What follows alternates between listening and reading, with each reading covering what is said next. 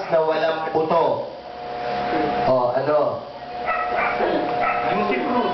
Ha? Juicy fruit. Juicy fruit! Halika rito, Nay! Halika, dali, ma'am! Halika rito, dali! Halika rito!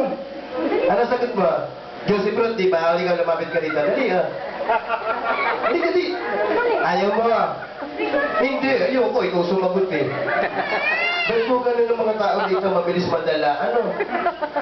Hindi ba nadadali? Ay na tumayo. Halika rito, dali! Halika na, bilis na! Hindi, okay lang po. Natatakot kang pabalikan, hindi ka naman maliligaw. Ano ang sagot mo? Juicy fruit! Ay! Ang juicy fruit is? Correct. Correct. Juicy fruit. Di ba? Basta katarantaduhan, ang bibilis nyo, ha? Okay, ito ba? Iiling-iling si ate. Okay. Sino magaling sa math? O, eto, totoo na to. Totoo na to, ha? Okay, sino magaling sa math? Bago, sagot-sagot naman pag may time. Ikaw talaga. Okay, question. Pakinggan nyo tanong kasi medyo mabilis. Ilan? Pakita nyo, ang bilis. Ilan ang paa ng 7 puting pilay na kabayo? Ilan? Apat! Ikaw na naman! 4 hits ka na! Huwag ka na lumapit, doon ka na lang. Mali ang 4. Ilan? Ha? 7! Ayoko, mali mo na. Upo ka na lang ha. Mali ang 7. O, ilan? 28! Aba, galing ka pa sa labas. Hali ka dito. Dito ka. Titignan ko kung talagang alam mo kung bakit naging 28. Bakit naging 28?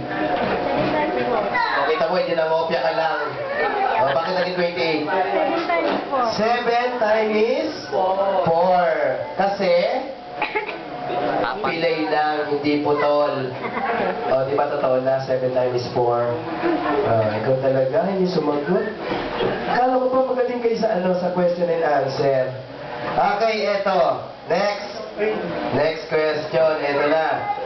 Sa isda naman, sa isda. Ayan, sa isda. Di po ba meron tayong isda na 2 beses inuulit ang pangalan? Ano-ano to? Kung galing-galing mo naman, lapu-lapu, sapsap, hasa-hasa, lakla, kapatok yun Gigi. Ayan, eto ang tanong, question. Anong isda naman ang 3 beses inuulit ang pangalan? Hindi pwede ang pinangat o pangatlong beses nang iniinit, ha? Ano? Isda 3 beses inuulit.